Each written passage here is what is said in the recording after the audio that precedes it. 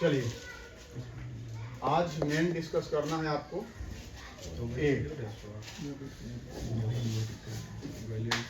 और यही आपको पता ही है ग्लोबल एजुकेशन का जो टेस्ट होने वाला है, यही ओएमआर शीट मिलेगा आपको यहाँ भी, और खूब बहु यही ओएमआर शीट वहाँ भी मिलेगा, ठीक ना। बस यहाँ पे जो वाटर मार्क दिया हुआ है ग्लोबल एजुकेशन का वो वहाँ पे नहीं रहेगा, ठीक ना। और हम चाहते तो ऊपर भी दिलाते हैं और नीचे भी दिलाते, लेकिन मुझे ऐसा लगा कि बोर्ड से रिलेटिव हो तो थोड़ा ज़्यादा सही रहेगा, इसीलिए बोर्ड का अंश रहने दिए हैं। इसलिए रहने दिए हैं कि पता लगे कि बोर्ड में कैसा आएगा, ठीक ना। ज़्यादा मॉडिफाइज नहीं किए हैं, सिर्फ और सिर्फ ओएमआर शीट पे लोगो खाली डाल दिए हैं, ठीक ना। तो चलिए, हमको तो ये तो सबको जानवे करते, इसमें तो कोई दिक्कत है नहीं, मेन हमको जानना है ऊपर का पार्ट। चलिए ध्यान समझिएगा आप लोग। ओएमआर शीट भरना कैसे है? अच्छा, इस पे दिख रहा है ना सबसे? हाँ, सबसे दिख रहा है ना, कोई दिक्कत? सबसे पहले तो आप वहां पे जाएंगे तो ओएमआर संख्या यहाँ पे लिखा रहेगा, ठीक ना। तो ओएमआर संख्या लिखा रहेगा। ओएमआर संख्या जब लिखा रहेगा तो यहाँ तो सबको जानते हैं, परीक्षार्थी का नाम, अपना नाम जो है यहाँ पे लिख देना है। जैसे आपका जो भी नाम है ना, यहाँ पे लिख देना है। और वो नाम लिखना है जो नाम आपका एडमिट कार्ड पे है, जो नाम आपका एडमिट कार्ड पे वही नाम लिखना है। जैसे हर से दीर्घ हर चीज को ध्यान रखना है, ठीक ना। देखो छोटी छोटी गलतियां मायने नहीं हुआ रखता है, लेकिन ये छोटी छोटी गलतियां भी बड़ी कभी हो सकती है, ठीक ना। आदत लगा रहेगा हर से दीर्घ करने का तो फिर दिक्कत हो सकता है, ठीक ना। तो ओएमआर शीट पर जैसे लिखा हुआ है आपका एडमिट कार्ड पर वही नाम यहाँ 2 कॉपी लिखना है, और जैसे लिखा रहा है वैसा ही हूबहू रहेगा। उसके बाद रोल नंबर रोल कोड देख लेना है, रोल नंबर पहले, फिर उसके बाद रोल कोड। आपका एडमिट कार्ड पर दिया रहेगा रोल नंबर और रोल कोड, उसको देख लेना है। उसी तरह से यहाँ से चिपका देना है, रोल नंबर रोल कोड लिख देना है। उसके बाद आपका विषय कोड जो भी हो, उसके बाद आपका विषय का जो भी मतलब है, हिंदी इंग्लिश जो भी एग्जाम दे रहे हैं विषय। अब यहाँ पर रहेगा इस तरह के। और क्या होता है एक बात समझना, जैसे पंजीयन संख्या हो गया, पाली हो गया और परीक्षा तिथि हो गया, तो ये सब लिखेंगे, लेकिन यहाँ पे नॉमरिकल मतलब नंबर वाला चीज आ रहा है, वहां पे बॉक्स दिया रहेगा, ऐसे बॉक्स दिया रहेगा 1 2 3 4 5 6 7 8 9 0, 1 2 3 4 5 6 7 8 9 0, 1 2 3 4 5 6 7 8 9 0, ऐसा करके, ठीक ना। और यहाँ पे ऊपर में ऐसे बॉक्स दिया रहेगा, मानते कि 6 अंक का आपका एथी है, तो ऐसे यहाँ तक 10 तक रहेगा, ऐसे 1 2 3 4 5 6 7 8 0, 1 2 3 4 5 6 ऐसे करके रहेगा। तो यहाँ पे अगर 2 आपका मानते कि 2 3 5 6 8 ये आपका रोल कोड है, तो 2 इसमें भरना है, 1 2 यहाँ पे भर देना है, 3 तो 3 यहाँ भर देना है, 5 तो 5 यहाँ भर देना है, जहाँ पे 5 है वहाँ पे, ठीक है। हर एक को ध्यान पे रखना है, बात समझे। तो लिखने के बाद भरना भी होता है, बात समझ गए। इन्हें खाली लिख के चला है, कल लिखना नहीं होता, लिखने के बाद क्या करना होता है, उसको फिल करना होता है, ठीक ना। नीचे जो आपको दिया गया ऐसा बॉक्स दिया रहेगा, उसको फिल करना होता है, ठीक है।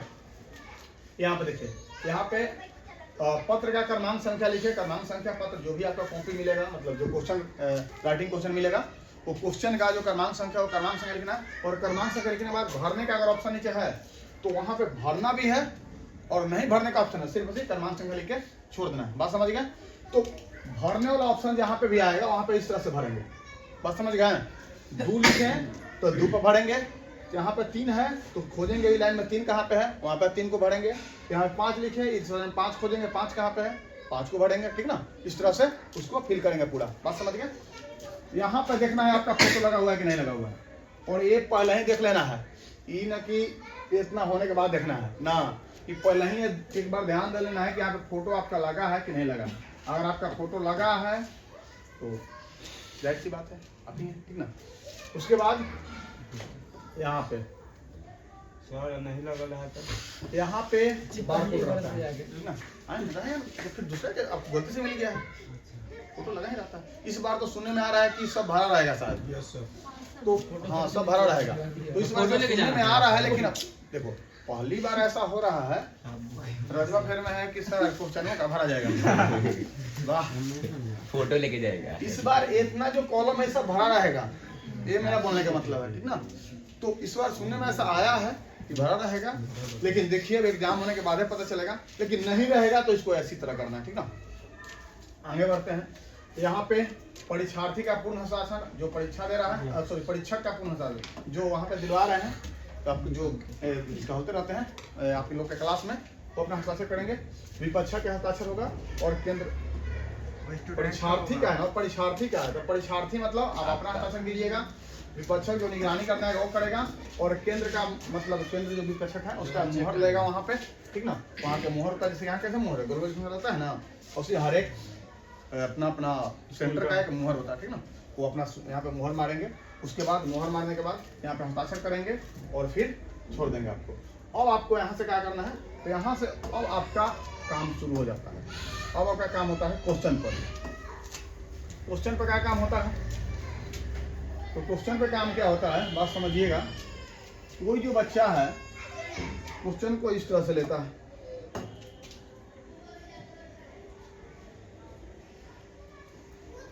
कोई बच्चा है कि मान लेते हैं, हाँ एक और बात ध्यान रखिएगा, आप लोग हमेशा ब्लू या ब्लैक पेन का यूज कीजिएगा, ठीक ना। ब्लू या ब्लैक कैसे यूज करना है उसके बारे में बताएंगे, ठीक ना। और ब्लू को कहाँ यूज करना है, ब्लैक को कहाँ यूज करना है। दो पेन लेके जाइएगा, कोई को कहता है कि सर ब्लैक पेन यूज करेंगे, दो पेन यूज करेंगे तो हाँ दिक्कत ना हो जाएगा, ऐसा कोई दिक्कत नहीं, हम बताएंगे उस तरह से यूज करना, कोई दिक्कत नहीं होता, ठीक ना। हाँ लेकिन ये मत सोचना कि हम जो बताएं उसे अलग करेगा तो फिर दिक्कत। अब कैसे करना है बात समझना। सबसे पहले तो इसको भरने में पेन, जो भी पेन आप रखिएगा उसको एक दिन उससे भरपूर लिख लीजिएगा, एक दिन अच्छा चला लीजिएगा, क्योंकि जो पेन से आप इसको फिल करने जा रहे हैं वो पूरी तरह से पेन फास्ट होना चाहिए, भराना चाहिए। जेल पेन नहीं, बॉल पेन। कौन सा pen? Ball pen. Gel pen पसर जाता है, यहाँ पे नीचे कार्बन कॉपी लगा रहा था, तो पसरना नहीं चाहिए, नीचे पूरा भराना चाहिए, ठीक ना। तो बॉल पेन हमेशा चाहिए, जेल पेन नहीं। तो क्या करना है, कोई कोई क्या होता है कि हड़बड़ में हल्का भरा छोड़ दिया, कोई क्या होता है कि भरते भरते बाहर भी निकल गया, कोई कोई क्या होता है कि आधे भर के छोड़ दिया, और कोई क्या होता है कि ऐसे टिक मार के छोड़ दिया, और कोई क्या है कि पूरा अच्छा से समय निकाल के एकदम अच्छा से इसको फिल किया।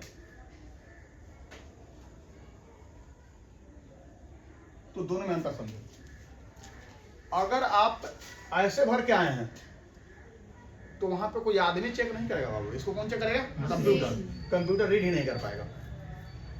ऐसे भर के आए हैं फिर भी कंप्यूटर रीड नहीं कर पाएगा, उसको लगेगा कि ये वाला है कि ये वाला है, क्योंकि पसरल है आपका। ऐसे भर के आए हैं आधा, फिर भी रीड नहीं कर पाएगा।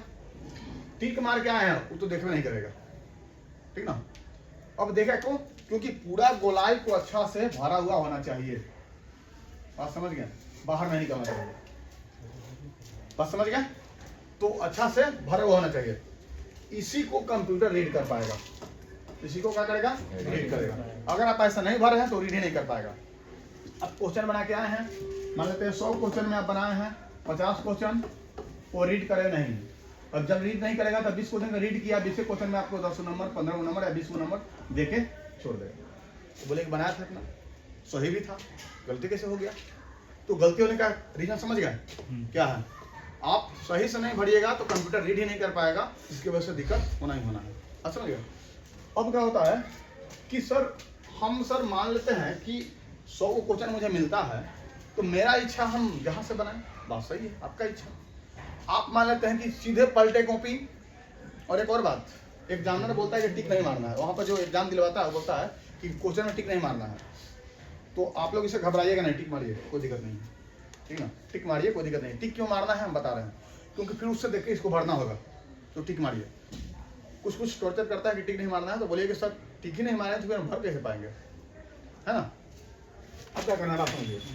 आपको जो क्वेश्चन रहेगा, क्वेश्चन में सबसे पहले क्या कीजिएगा कि सबसे पहला काम क्वेश्चन को, आपका इच्छा, आप कौन सा क्वेश्चन को बनाना चाहते हैं। पहला क्वेश्चन पढ़े, नहीं समझ में आया छोड़ दो। दूसरा क्वेश्चन पढ़े, नहीं समझ में आया छोड़ दो। तीसरा क्वेश्चन पढ़े, समझ में आ गया, शीशा के टिक मार लो। और टिक मारते वक्त एक बगल में छोटू सा पेज या तो पीछे वाला पेज कॉपी का निकाल के रखना। पीछे वाला पेज रफ कर निकले जाना सर में, या रफ पेज को देता है तो ठीक है, पीछे पेज पे यहाँ पे मारते जाना। अगर एक क्वेश्चन में टिक मारा है, कॉन्फिडेंस है तो यहाँ पे लिख देना 1, ठीक ना। 2 को टिक मारा है लिख देना 2, 3 को टिक मारा है 3, कॉन्फिडेंस है तो लिख दो। ऐसे करके देखो कि 50% बनाना था मेरा, 50 क्वेश्चन पूरा कि नहीं पूरा। और हड़बड़ा के नहीं मारना है, हमेशा कॉन्फिडेंस के साथ मारना है। जिस क्वेश्चन को मारो कॉन्फिडेंस के साथ मारो, ठीक ना। बिल्कुल 15 बनाओ, 20 बनाओ, 25 बनाओ, 30 बनाओ, पूरा पढ़ने की जरूरत नहीं है, लेकिन जितना भी बना रहे हो उसमें कॉन्फिडेंस के साथ बनाओ। जब देखो कि अब नहीं बन रहा है, 20 को हम बना पाए, 50 क्वेश्चन में 30 को बना पाए या 40 को बना पाए, अब क्या करें? 45 तक तो हम सही बनाए हैं, 40 तक सही बनाए हैं, अब क्या करें? तब वहां पे छोड़ने का कोई मतलब नहीं है। जो तुमको 50-50 लग रहा है उस पर टिक मार दो, लग रहा है कि ये होगा 50-50 है, टिक मार दो। ऐसे करके 50% क्वेश्चन सोल्व करना है। कोई क्या होता है कि सोल्व कर दिया, 50 क्वेश्चन सोल्व करना था, 60 को सोल्व कर दिया और 60 को रंग के चलाया। तो 60 को रंग के आया तो कंप्यूटर में पता है क्या करता है? वो फर्स्ट 50 को पढ़ेगा और बाकी तो 10 को पढ़ नहीं करेगा, गलती बना के सही बनाने से कोई मतलब नहीं। तो 60 को मारने से कोई मतलब नहीं है। आप मारिए उतना ही जितना बनाना है और कॉन्फिडेंस के साथ। कॉन्फिडेंस है तो ठीक है, नहीं कॉन्फिडेंस है तो उसको छोड़ के आगे बढ़ो, क्योंकि आपके पास ऑप्शन 100 को क्वेश्चन है बाबू रे, कहीं तो टकराएगा। 100 को अच्छा से पढ़ लेगा, उसमें ऐसा तो नहीं कि कितना भी विद्यार्थी भोंद रहेगा, कितना भी भोंद रहेगा, उसको भी 100 को क्वेश्चन अगर खाली पढ़ा होगा 10th ना, क्या वो तो जो भी है पढ़ा होगा ना, हम कहते हैं उस वो भी बना देगा। कम से कम 50 में 30 क्वेश्चन 100 में तो पक्का मार के आएगा। बात समझना, 30-40 क्वेश्चन उसको पक्का आएगा उसमें से। और एक बात समझना, लगभग 100 क्वेश्चन में आपको 50 से 60 क्वेश्चन ऐसा होता है कि कोई भी बना सकता है, एकदम सिंपल क्वेश्चन होता है, ठीक ना। खाली अब दिक्कत क्या होता है कि लोग पढ़ ही नहीं पाता है फास्ट। अब पढ़ पा रहा है तो समझ नहीं पा रहा है, तो क्वेश्चन थोड़ा सा घुमाता है एग्जाम। ऐसा नहीं कि हूबहू जो आपका किताब दिया हुआ है वही दे देगा, थोड़ा बहुत घुमाता है, लेकिन लगभग 30 से 40 क्वेश्चन आपका हूबहू बुक से रहेगा। 30-40 क्वेश्चन एकदम रटा क्वेश्चन आता है, बाकी 10 से 15 क्वेश्चन जो है घुमाता है। तो उसमें क्या है कि आपको क्वेश्चन को पहले अच्छा से 100 क्वेश्चन को पढ़ लेना है। और एक और बात, ये बात हमेशा ध्यान में रहे आपका कि जब वो 100 क्वेश्चन पढ़ना है तो 100 क्वेश्चन में एक बात ध्यान में रहे कि समय भी लिमिट है। ऐसा नहीं कि सब पढ़ने के चक्कर में समय गंवाते हैं, ठीक तो मार नहीं आई, भरा नहीं किया तो कोई काम का नहीं है। तो फर्स्ट अगर 20 क्वेश्चन आप यहाँ सोल्व कर दिए तो पहले 20 क्वेश्चन भर दीजिए, ठीक ना। क्योंकि वहां अभी आपको लगता है कि 3 घंटा बहुत टाइम रहता है, लेकिन वो तो बनाने के लिए आपको 1 घंटा 15 मिनट समय मिलता है। 1 घंटा 15 मिनट उसमें भरना उड़ना होता है, सब कुछ करना होता है, ऐसे कर करके आपको ऑब्जेक्टिव अलग सब्जेक्टिव अलग, ठीक ना।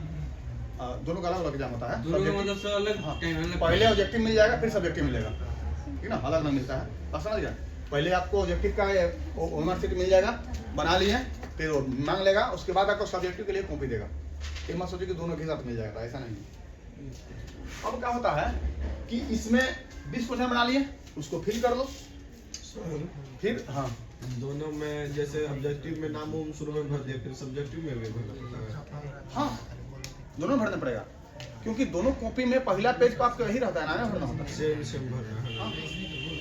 जैसे इसमें है उसी तरह से उसमें भरना होगा पूरा चीज, ठीक है। कॉपी संख्या, question mark, question set number, ये सब भरना होता है, ठीक है। अब क्या हुआ कि अब 20 क्वेश्चन बना के आप फिल कर दिए, फिर देखिए 10 क्वेश्चन बनाइए, फिल कर लीजिए। और घड़ी वहाँ अलाउ नहीं रहता, लेकिन घड़ी दीवार पर लगा रहता है। घड़ी अलाउ नहीं रहता, लेकिन घड़ी दीवार पर लगा रहता है और लगा ही रहेगा, ठीक ना, लगा ही रहेगा। फिर उसके बाद देखिए कि 30 क्वेश्चन मेरा बन गया, 40 को बनाना था। फिर आराम से 10 क्वेश्चन जो बच गया, देखो टाइम है ना, तो आराम से पढ़ो। अब इसमें से कौन हम अच्छा से बना पाते हैं, 40 को बना दो।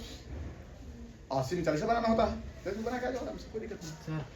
हाँ ठीक है, बस समझ गए। तो इस तरह से आप बारीकियां ढूंढिए उसमें, हर एक क्वेश्चन में, नहीं तो थोड़ा सा दिक्कत हुआ तो पूरा लेप डूबेगा, ठीक ना। कोई कहता है कि हम ऑब्जेक्टिव इतना बना के आए हैं, वो गलती कहाँ कहाँ करता है, पता समझ में आ गया, कहाँ कहाँ गलती करके आता है। हर वर्ड में अच्छा से नहीं भरा, या मतलब हर बड़ी पढ़ने में हो गया तो गलती क्वेश्चन का बना के आ गया। तो कुछ स्टूडेंट ऐसे होते हैं जो बोलते हैं सर मुझे पूरा कॉन्फिडेंस है कि इतना क्वेश्चन सही था, तो वो गलती कहाँ कर देते हैं, उसको भरने में। तो आपके नॉलेज के साथ साथ आपके स्पीड और आपका जो दिमाग, वहाँ दोनों काम करना चाहिए। हड़बड़ाना भी नहीं चाहिए और स्पीड भी होना चाहिए। समझ गए? अब बात करते हैं। अभी आपको आज से जो टेस्ट चलेगा ऑब्जेक्टिव का, वो टेस्ट आपको इसी सेट पर चलेगा ताकि आप लोग को रिवीजन भरने का प्रैक्टिस हो जाए। बात समझ गए? यहाँ भी हम भरवाएंगे और अभी से आपको लगभग 1 महीना समय बच रहा है। हाँ, 1 महीने के आसपास, 1 महीने से कम ही बच रहा है कुछ, मान लो 25 दिन के आसपास, 28 दिन बच रहा है। तो कहने का मतलब कि अभी से आपको हम भरवाएंगे ये पूरा, और जब पूरा भरवाएंगे अभी से तो आपको 15 से 20 दिन में पूरा प्रैक्टिस हो जाएगा भरने का। बात समझ गया? और भरने का प्रैक्टिस हो जाएगा तो आराम से कैसे भरना है समझ जाइएगा। बात समझ गए? चलिए, तो आज के इस क्लास को यहाँ पर स्टॉप करते हैं और आज आप लोग को क्या करना है बाबूरे? हिंदी ग्रामर का रिवीजन है ना। है तो हिंदी ग्रामर का रिवीजन स्टार्ट करते हैं। आज जो बताना था, जो इसके बारे में समझाना था वो समझा दिए। फिर हिंदी ग्रामर आप लोग को स्टार्ट करते हैं।